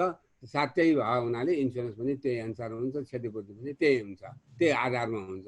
अब अहिले आएर तपाईँको सबभन्दा कुरा अब हामी पनि अहिले हामी नेपालमा अब टेक्नोलोजी ट्रान्सफर भइसक्यो, हामी अब म्यानुअलमा बसेर हामी काम गर्न सक्दैनौँ, हाम्रो आइटी टेक्नोलोजी पनि बढ्यो, चाहे त्यो इन्सुरेन्स होस्, चाहे ब्याङ्किङ क्षेत्रमा बढी भएको छ, इन्सुरेन्स क्षेत्रमा भर्खर आएको छ, त्यो पनि फुल्ली हामी कम्प्युटराइज भइसकेको मैले देखिरहेको छैन इन्सुरेन्स क्षेत्रमा। ब्याङ्किङ क्षेत्रमा त अलमोस्ट 90% जस्तो कम्प्युटराइज भएको देखिएको छ। अब यसबाट चाहिँ रिस्कहरू के आउँछ भन्दा सिम्पल्ली हेर्दाखेरि अब रिस्कहरू आउँछ भनेको जस्तो अब एररवाला रिस्कहरू भयो, ह्युमन एररबाट जस्तो उफ भन्छौँ नि हामी, ओह यसो फलानतिर ट्रान्सफर गर्नुपर्ने हामी फलानतिर ट्रान्सफर भएछ, ल हाम्रो लस भयो होइन, अथवा चाहिँ पार्टीको लस भयो, फलानले चाहिँ रङ पेमेन्ट भयो, द्याट इज लुप्स होइन। सिम्पल मैले सिम्पल वेमा भनेको। त्यसपछि लुप्स हाम्रो सिस्टममै लुप्सहरू छ, फायरवालमा लुप्सहरू हुन्छ, हाम्रो सफ्टवेयरमा लुप्सहरू हुन्छ, हार्डवेयरमा लुप्सहरू हुन्छ, त्यसबाट पर्ने चाहिँ जुन क्षति ब्याङ्कलाई त्यसको कभरेज भयो। त्यस्तै ब्लकिङ हुन्छ, ब्लकिङ भएपछि त्यसबाट के हुन्छ लायबल स्ल्यान्डरहरू आउँछ, त्यो लिगल प्रब्लमहरू आउँछ, त्यस्तै ह्याकिङहरू आउँछ। अझ यसको अलावा फोरेन्जिक कस्ट, अब यो इन्भेस्टिगेसन गर्नलाई पनि कुनै लस भयो भने फोरेन्जिक कस्टको कुराहरू आउँछ। त्यस्तै डिफेन्स कस्टको कसैले सु गरेपछि हामीलाई डिफेन्स कस्टको कुराहरू आउँछ। त्यसपछि कोर्टले अवार्ड हामीलाई गर्न सक्छ, त्यो अवार्ड तिर्नुपर्ने अवस्था आउँछ। अनि त्यस्तै गरेर फेरि हामीले त्यसलाई रिस्टोर गर्नलाई हाम्रो जुन सिस्टम बिग्रियो नि, हाम्रो इन्फर्मेसन बिग्रियो, अहिले इन्फर्मेसनको कुराहरू पनि आछ। इन्फर्मेसन लस भयो भने कसरी भ्यालुएसन गर्ने भने इन्सुरेन्समा भ्यालुएसन एब्स्ट्र्याक्ट गर्न जाँदैन। इन्सुरेन्समा भ्यालुएसन भनेको त्यो इन्फर्मेसन त्यो सिस्टमलाई रिप्लेस गर्ने कस्टहरू, that can be enormous, that can be very little होइन। त्यो रिप्लेसमेन्ट कस्टहरूको कुरा आउँछ। अनि एक्सटोर्सनको पनि पेमेन्टको कुराहरू आउँछ, एक्सटोर्सन पनि पेमेन्ट। इन्सुरेन्स यी सबै कुराहरू यो कभरेज गरेको हुन्छ। अब नेपालमा अब यो आइटीको कुराहरू सरले जुन भन्नुभयो, उहाँहरूले जतिसुकै भने पनि आइटी इन्सुरेन्सको बारेमा भर्खर आजभोलि केही वर्षदेखि जमर्को गर्न खोजेको हो। कतिपय बिमा कम्पनीहरूलाई उता ब्रोकर र चाहिँ नि रिइन्स्योररलाई पठाइदिएको पोलिसी अथवा चाहिँ नि वेबसाइटबाट हेरेको पोलिसीलाई दिएर ल हामी आइटी पोलिसी दिन्छौँ भनेर गएको हो। तर मेरो भनाइ के छ भने बिमा कम्पनीहरूले पनि आफूले प्रत्येक लाइन बुझेर के कभर छ के कभर छैन भनेर बुझेर चाहिँ नि इन्सुरेन्सको लागि अफर गर्नुपर्ने हुन्छ। त्यस्तै ब्याङ्कहरूबाट पनि अब त्यो छैन भने होइन, कति एक दुईवटा कम्पनी होलान् पनि, सबै त छ भन्दिनँ म। कसैले अब विशेष खर्च गरेर हुन्छ कि टेक्नोलोजीमा अध्ययन गरेर हुन्छ कि तिनीहरूले ल्याएको हुन्छ। त्यस्तै ब्याङ्कहरूमा पनि के छ भने मलाई क्याटेगोरिकली अहिले कुरा आयो नि, रिस्क आइडेन्टिफिकेसनको कुरा आयो। मेरो रिस्क आइडेन्टिफिकेसन यो छ, प्रत्येक रिस्कलाई चाहिँ नि मैले यो टेक्नोलोजीबाट मेरो त्यो युज अफ टेक्नोलोजीबाट मलाई यो रिस्क यो रिस्कहरू छ, यो रिस्कहरू छ, पहिला आइडेन्टिफाई गर्नु पर्यो। आइडेन्टिफाई मात्रै गरेर पुगेन, प्रत्येक रिस्कको मोनिटरी भ्यालुएसन हुनु पर्यो। त्यसबाट टु द वर्स्ट होइन कति चाहिँ नि मलाई लस हुन्छ, ब्याङ्कलाई कति लस हुन्छ, त्यो कुरा हेर्नु पर्यो। त्यसपछि हेरिसकेपछि अनि इन्सुरेन्सले दिने र अनि इन्सुरेन्सलाई हामीले माग्ने भने मतलब एउटा के भने नेपालमा अहिले अघि भुवनजीले बहुत राम्रो कुरा गर्नुभएको छ। दुईवटा इन्सुरेन्सको सप्लायर बिमा कम्पनीहरू, इन्सुरेन्स माग्ने ब्याङ्करहरूको डायलगै हुन सकेको छैन। डायलग कसरी हुनु पर्यो भने पहिला बिमा कम्पनी ब्याङ्करहरूले के गर्नु पर्यो, ब्याङ्करहरूले के गर्नु पर्यो भने इन्सुरेन्स रिस्कलाई, टेक्नोलोजिकल रिस्कलाई आइडेन्टिफाई गरेर मोनिटरी इभ्यालुएसन गरेर ल मलाई यो यो यो यो यो रिस्क कभरेज हुनु पर्यो होइन, यो रिस्क कभरेज हुनु पर्यो। अनि मोनिटरीले मलाई भ्यालु यो एउटा लस भयो भने यो हुन्छ, त्यस कारण मोनिटरीले मलाई यति यतिको कम्पेन्सेसन हुनुपर्छ के भयो भने यो कुरा चाहिँ नि पहिला प्रस्ताव गर्नु पर्यो। अनि बिमा कम्पनीले पनि अनि आफूले चाहिँ नि के भने आफ्नो रिइन्स्योरर्ससँग कन्सल्टेसन गरेर इन्टरनेसनल सिस्टमलाई हेरेर अनि त्यो अनुसार गर्ने। त्यो अनुसार चाहिँ नि हामीले चाहिँ के भने बिमाले पनि पोलिसी डिभाइड गर्नु पर्यो। पोलिसी एब्स्ट्र्याक्ट पोलिसी मात्र लिएर वेस्टर्न कन्ट्रीमा दिएको पोलिसी अथवा एउटा कुनै कन्ट्रीमा भएको पोलिसीलाई लिएर मात्रै त्यो दिएर मात्रै यो पोलिसी कभरेज हुन्छ, हाम्रो लागि टेलरमेड हुन्छ भन्ने होइन। त्यस कारण हामीले डायलग गर्नुपर्ने हुन्छ। मेरो विचारमा डायलगको कमी छ। मैले एक दुईवटा पोलिसी फ्यालिदिएका छौँ, हामीले ब्याङ्करहरूले पनि हेरिदिनु भएको छ, अलि एक दुईचोटि यसो हेर्नु भएको छ अफ एन्ड क्याजुअल्ली, तर डायलग चाहिँ राम्रोसँग भएको छैन। यसलाई डायलग कन्टिन्यू होस् होइन।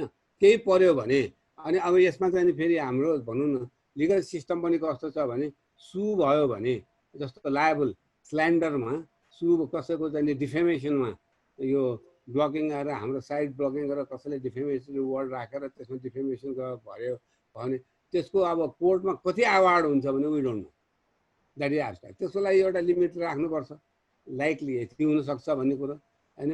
अथवा चाहिँ कोर्टमा हामीले जित्यौँ भने पनि कोर्टको कस्ट त यति एनर्मस हुनुपर्छ, त्यो कस्ट पनि रिकभर गरे हुनुपर्छ। हाम्रो फरेन्सिक कस्ट पनि रिकभर हुनुपर्छ होइन। हाम्रो चाहिँ नि यो यो एक्सटोर्सन कस्ट, हाम्रो एक्सटोर्सन कस्ट पनि पर्यो भने त्यो पनि रिकभर हुनु सक्नुपर्छ। यी सबै कम्प्रिहेन्सिभली रिस्कलाई आइडेन्टिफाई गरेर रिस्कलाई मोनिटरी भ्यालुएसन गरेर बिमा कम्पनी र ऊ बसेर गर्ने। र हामी अनि बिमा यो रेगुलेटरी अथोरिटीको काम चाहिँ के हो भने बिमा कम्पनीले दिनुभएको जुन अफर गर्नुभएको बिमा ठिक छ कि छैन, एक उहाँहरूले प्रेजेन्टेसन गर्नुहोस् हामीलाई। हरेक तपाईँले what you are going to offer in case of claim, what you will pay to the banker to your insured, हामी सोध्छौँ। त्यति सोधिसकेपछि उहाँले प्रपर दिनु सक्नुभयो। Plus jurisdiction clause as per Nepali jurisdiction, यो त इन्टरनेसनल पनि पर्छ होइन।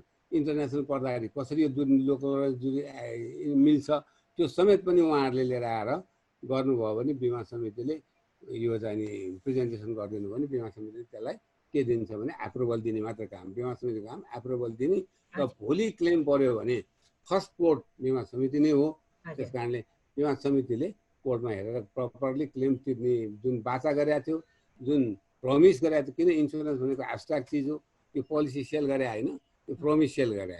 पोलिसी त एउटा एभिडेन्स अफ हो के, एभिडेन्स अफ कन्ट्र्याक्ट। अहिले कन्ट्र्याक्ट भन्ने कुरा आयो नि, पोलिसी इज ए कन्ट्र्याक्ट, यो पोलिसी भनेको एभिडेन्स अफ कन्ट्र्याक्ट हो। त्यो एभिडेन्स अन्तर्गत ऊ लायबल छ कि छैन भन्ने कुरा बिमा समितिले हेरेर अनि उसलाई चाहिँ तिराउने नतिराउने ऊ चाहिँ निर्णय गर्छ। त्यसपछिको अनि माथिको कोर्टहरू ओपन हुन्छ, further appellate court, supreme court अथवा इन्टरनेसनल कोर्टमा जानु पर्यो भने हुन्छ र फर्स्ट कोर्ट चाहिँ त्यहाँबाट हुन्छ। यी सबैहरू कुरा गर्दाखेरि र अघि कुरा सबैको कुरा गर्दा अघि उहाँ दिवसजीले पनि भन्नुभयो, अनि हाम्रो उता एनएमबी ब्याङ्कको साथीहरूले पनि भन्नुभयो। अनि सबैले भनेको कुरा सुन्दाखेरि चाहिँ मलाई एउटा चिज चाहिँ घर लाग्यो कि we are our self very confuse about what insurance offers us होइन। यो त खालि ब्ल्याङ्क हुने हो कि उही सानो सानो अक्षर लेखेर भोलि आएर एभ्रिथिङ इज पेएबल भन्ने, तल गएर नथिङ इज पेएबल भन्ने सामान्य सानो अक्षर लेख्ने एउटा जोक है मैले सुनाएको। त्यो जोक पनि छ क्या, नथिङ इज पेएबल पनि भन्ने, त्यो त हुँदैन। तै पनि त्यस्तो पनि केही छ कि शर्तहरू कम्प्लाई नै गर्न नसक्ने शर्तहरू, त्यो पनि हामीले पढ्नु पर्यो। र हामी इन्सुरेन्स कम्पनीहरूले पनि राम्रोसँग इन्टरनेसनल इन्सुररसँग अहिलेसम्मको लेटेस्ट, अहिले हामी चाहिँ हिजोको अमेरिकामा भएको खालि यो आज बेलायतमा भएको सिस्टम हजुरलाई मैले रोकेँ। यस पटकको समय पनि सकिन लागेको छ, हामी फेरि जोडिहाल्छौँ एकैछिनमा जोडिन्छौँ। हस् ओके। त्यो हो भनेर हामीसँग त्यो सबैलाई एनालाइसिस गरेर हामी दुईजना डायलगको जरुरी छ, डायलग गरौँ, let us have a dialogue र यसलाई रिस्क चाहिँ कभर गर्नुपर्छ। किनभने संसारमा you cannot imagine whether without running business without insurance, त्यो कारण प्रपर इन्स्योरेन्स हुनुपर्छ। हस्, थ्याङ्क यू।